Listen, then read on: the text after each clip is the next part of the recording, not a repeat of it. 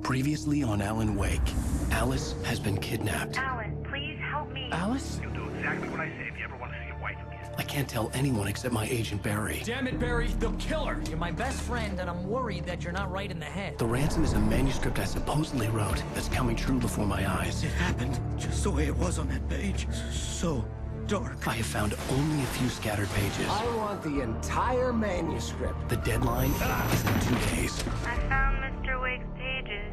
Good girl.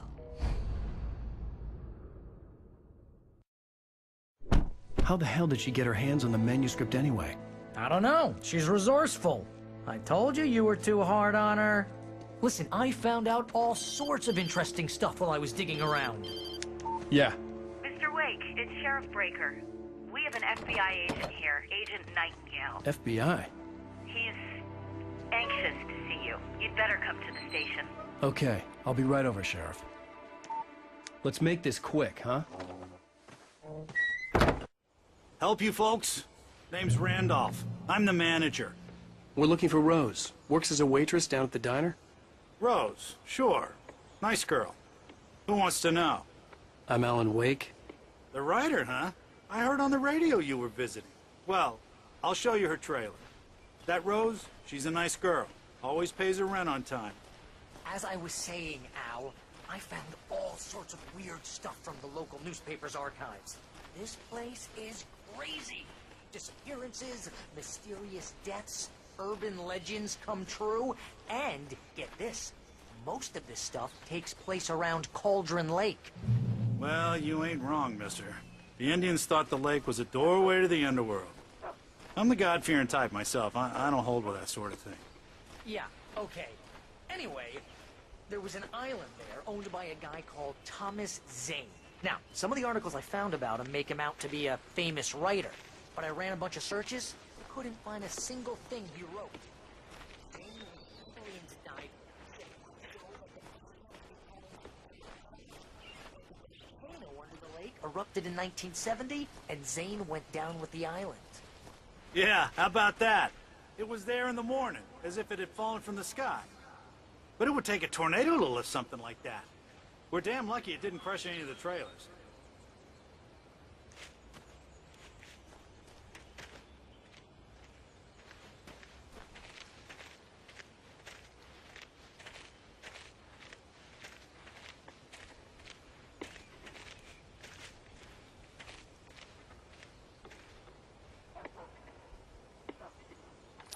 Gets better.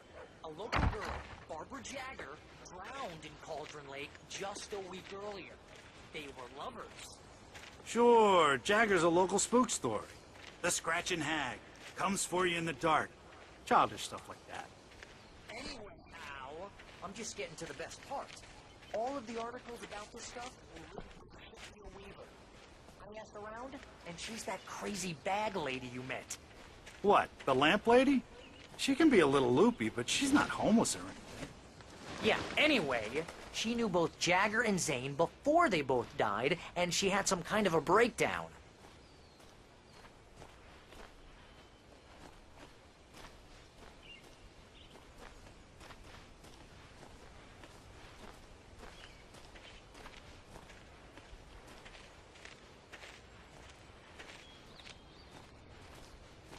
Well, mister, this here's Rose's trailer.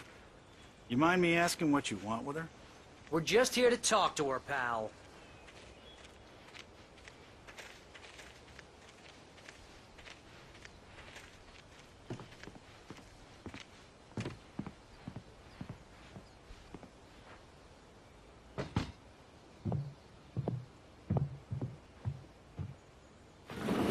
Welcome to... Oh dear, Mr. Wake. I'm so glad you're here. Rose, you have my manuscript? Oh. Oh yes. Yes. Please, come in. Hey, this is really good. Rose, Yes, my manuscript. I really need it. I understand. I know what you need. A muse to inspire you. Oh, for Barry?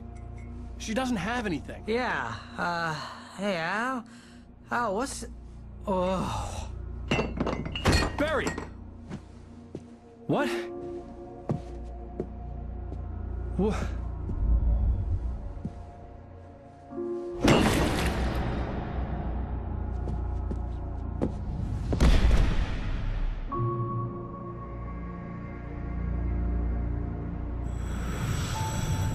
It's coming for you, hiding in my barber's skin.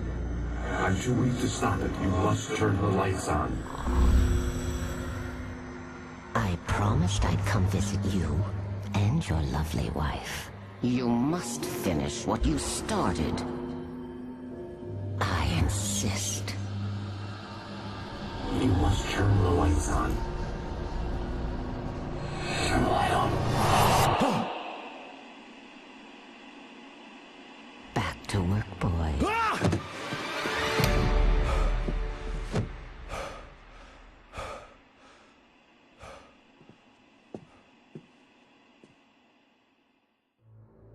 I felt nauseous, hungover. Only anger kept me going. I can't tell reality from dream anymore, but it seems I have an imaginary editor to help me. She's an old woman in a funeral dress. I call her Barbara Jagger. She's very strict. I'm writing faster and faster. My manuscript is being heavily revised. The edits are getting very aggressive, and each day there's less of me and more of her. I hate it, but I know she's right. She promises me I can save Alice this way. She knows more of this than I do. About the complex incantation I'm attempting. About this place. She's worked with another writer under similar circumstances, Thomas Zane. The genre of the story seems to be shifting. It's turning into a horror story. I'm getting close. I can feel it.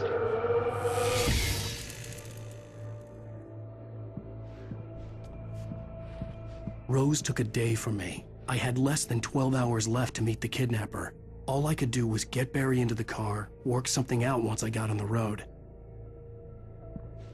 Barry was out of it. He was way too heavy to carry. You're right. I deserve more money. I'm so handsome. Welcome to the Oh Dear Diner. What can I get you today? Coffee? I couldn't work up much hate for Rose. Something had used her to get to me and left its mark. First refill is free. Milk and sugar on the counter there. Would you like to hear today's specials? Thank you. A nice day. Come back soon.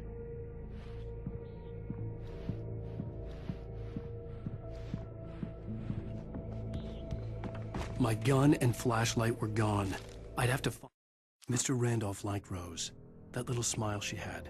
How she was still sweet when life had tried so hard to make her bitter. It wasn't any of his business what she did in her trailer. But those strangers, the writer and his smart-ass sidekick, looked like trouble. And they'd been in there for hours, way past her normal bedtime. He reached for the phone and called the sheriff's station. Find a way to get Barry into the car as quickly as possible. There was no time to waste.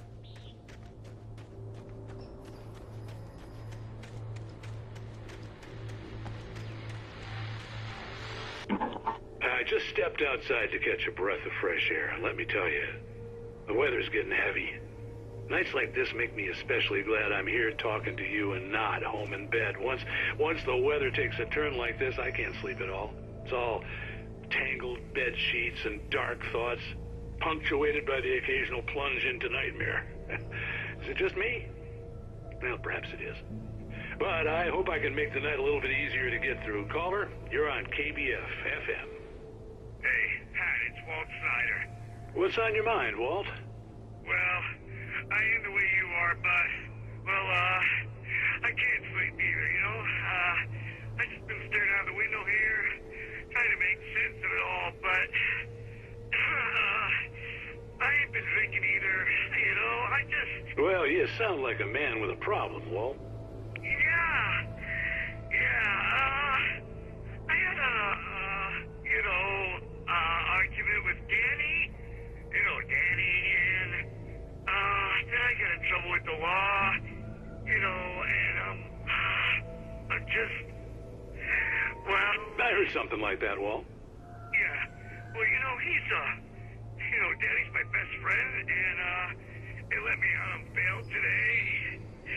now I'm just alone here at the window, you know, waiting. Man, and there's something in the air tonight, man. I was just outside looking up at the sky above our broadcast tower thinking the same thing. What are you waiting for, Walt? I don't know. You know, something's gonna happen. You know, I think I better go. Well, Walt, maybe... No, thanks, Pat. Well, good luck to you, Walt. Hang in there. Let's take a little break, folks. This weather's really something else, huh? How can I be sure?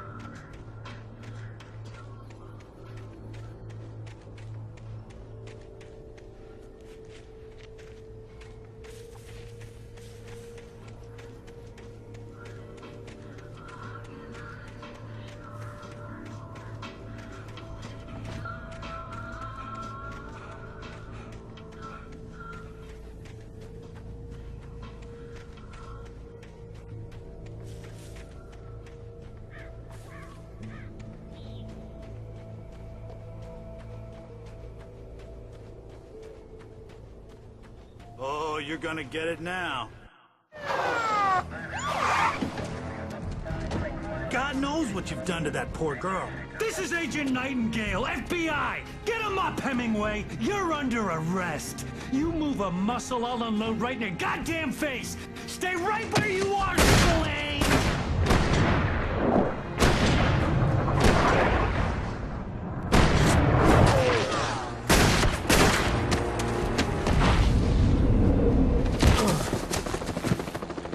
What are? I'm standing right here, you goddamn maniac!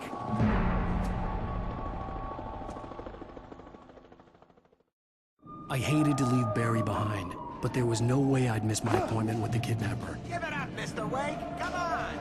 Take it easy!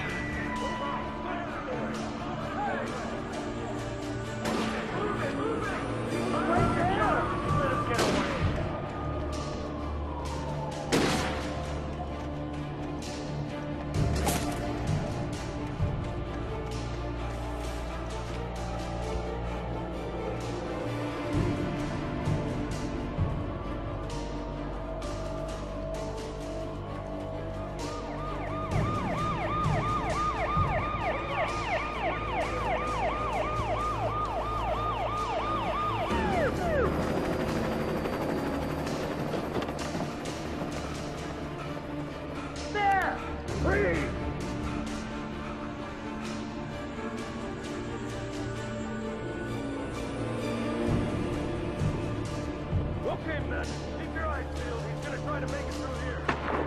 Oh, damn.